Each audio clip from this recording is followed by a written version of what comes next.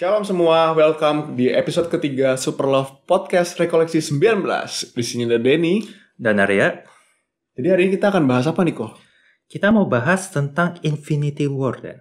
Wah, kenapa nih? Ini kan Avengers, Ko. Kita kan podcast Rekoleksi 19. Nah, itu masalahnya, Dan. Banyak orang-orang mikir kalau war itu berhubungan dengan darah, pedang, senjata, segala macam. Itu benar. Cuman yang kita lupa bahwa kita pun pada saat ini tuh terus berperang di dalam roh kita, Dan. Wah, perang gimana tuh, Ko? Nah, contohnya aja ya, Dan. Bayangin kalau misalnya kamu mau nge-gym. Tiba-tiba ada perasaan males gitu. Tiba-tiba pingin makan KFC, tiba-tiba pingin nonton Netflix. Nah, itu adalah peperangan rohani kita. Wah, gila, ini ngena banget kok contohnya. Berdasarkan Alkitab, kita tuh dibilang peperangan rohani ialah peperangan bukan melawan darah dan daging, tapi melawan roh-roh di udara, roh-roh jahat, dan iblis-iblis. Dan seperti yang kita tahu, iblis itu adalah bapa dari segala pendusta. Jadi seringkali tuh kita digodai oleh iblis-iblis itu untuk menjauh daripada Tuhan.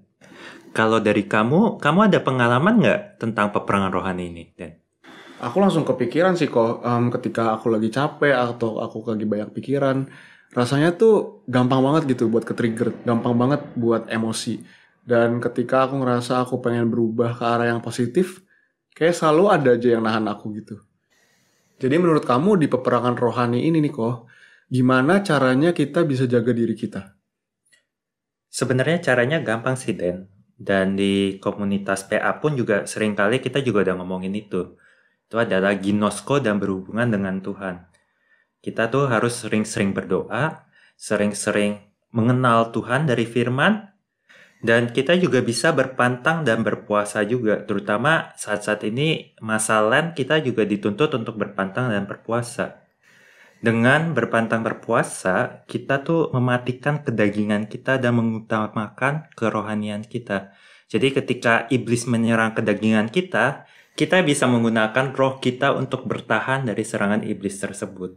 Wah, bener banget sih, kok aku ngerasa ketika aku lagi dekat sama Tuhan, ketika aku menjalani pantang dan puasa aku, Tuhan tuh benar-benar jaga hati aku gitu. Ketika aku pengen marah, Roh Kudus tuh ingetin aku gitu loh buat lebih sabar lagi. Cuma kadang aku ngerasa kok ada situasi di mana I couldn't protect myself gitu loh. Apalagi ketika aku lagi overwhelmed sama pergumulan-pergumulan aku. Jadi menurut kamu gimana kok? Nah, itu yang membedakan kita dengan orang-orang di luar sana. Kita tuh sebenarnya beruntung, Dan. Kita punya komunitas di mana ketika kita lagi lengah, komunitas ini yang membantu kita. Makanya kita seringkali tuh ada namanya doa bersama dan tujuannya adalah satu, yaitu kita mau bersama-sama menopang each other dan kita bersama-sama maju melewati setiap pencobaan-pencobaan kita. Maka dari itu, kita buat persiapan rekoleksi ini, kita bakal ngadain doa bersama juga nih, yang kita namakan Menara Doa. Wah, menarik banget tuh kok. Tapi kenapa dinamain Menara Doa ya? Nah, coba kalau aku tanya Menara Doa, apa yang kamu pikirkan? Menara di Bible. Iya. Menara Babel? Nah, itu sebenarnya ada persamaan dengan Menara Babel, kalau aku boleh bilang juga. Kalau di Menara Babel, kita tahu orang tuh bersama-sama membangun untuk mencapai kediaman Tuhan. Kita pun sama, tapi tujuannya berbeda. Ketika orang membangun Menara Babel, orang membangun untuk menandingi kemuliaan Tuhan. Tapi di Menara Doa ini, kita mau mendekatkan diri kepada Tuhan, sehingga kita lebih terlindungi dan kita lebih bisa mengerti apa kehendak Tuhan buat kita, terutama buat rekoleksi ini. Wah, iya sih kok, aku tiba-tiba jadi teringat ada satu momen di Bible di mana ketika orang-orang berkumpul bersama, mujizat Tuhan tuh benar-benar nyata gitu loh dalam hidup mereka. Kamu tahu nggak sih kok ketika waktu Yesus naik ke surga, rasul-rasul tuh kan berkumpul buat menanti kedatangan Roh Kudus. Dan ketika Roh Kudus hadir, yang awalnya mereka takut dan cemas, tuh menjadi courageous. Mereka lebih bold lagi, lebih berapi-api lagi, dan lebih mengerti lagi panggilan hidup mereka. Benar, Den. Di Matius 18:20 dibilang, di mana 2 atau 3 orang berkumpul dalam namaku, di situ aku ada di tengah-tengah mereka. Amin. Jadi kok yang membedakan doa syafaat sama menara doa ini apa sih? Yang membedakan, Dan, kalau di menara doa ini kita tuh mau continuously pray buat satu tujuan jelas. Buat perubahan kita sama rekoleksi, buat lancarnya jalan acaranya rekoleksi ini juga. Sama seperti perumpamaan itu loh, Dan. Yang janda yang mengetuk hakim yang tidak adil itu. Yang perumpamaan hakim tidak adil. Permintaan janda itu dikabulkan karena janda itu terus mengetuk pintu hakim tersebut. Sama halnya dengan menara doa ini, kita mau mengetuk pintu Tuhan dalam satu periode waktu tertentu dengan permintaan kita yang sama sampai Tuhan berbelas kasih mengabulkan permintaan kita tersebut. Wah, menarik banget sih konsep menara doa ini. I guess melalui menara doa ini kita juga jadi belajar untuk membangun spirit berkomunitas kita dalam mengejar goal tertentu dan bersama-sama mendoakannya.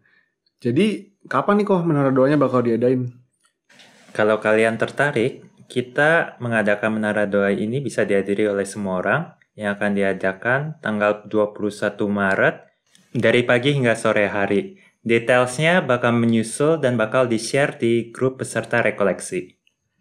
Oke, jadi save the date ya teman-teman, tanggal 21 Maret untuk menara doa kita.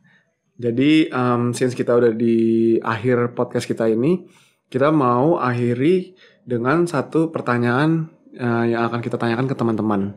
Karena hari ini kita udah bahas soal perang rohani dan menara doa, kita mau encourage kalian untuk tanyakan ke diri kalian sendiri, bagaimana situasi kalian pada saat ini?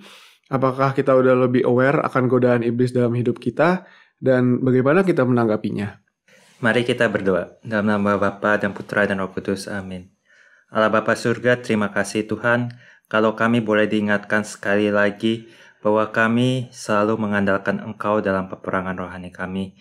Biar Tuhan, setiap harinya kami boleh semakin dekat kepada Engkau, sehingga ketika iblis menyerang kami, Tuhan, kami siap dan kami terus maju bersama Engkau.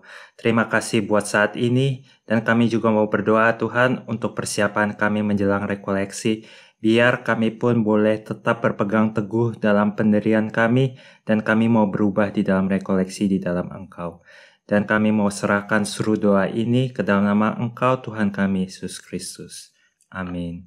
Dalam Bapa dan Putra dan Roh Kudus. Amin. Ya, terima kasih teman-teman sudah mendengarkan obrolan kita pada hari ini. Sampai jumpa di episode selanjutnya. Saya Denny. Saya Arya. God bless you guys. Bye-bye.